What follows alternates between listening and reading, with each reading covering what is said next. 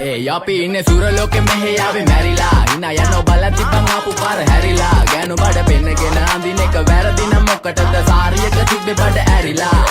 ඩෝංගල පතු වෙන්න ඕන් දැම්ම මලුවන්ට පාන් දැම්ම වගේ ඇවිත් කාල යන්න එන්නේ පහල යන්න ඇවිත් අට වාල යන්න අපි ගැව්වේ මොරා නිසා පදිරි වෙන්නේ නෑනේ ඔය සාලයන්ට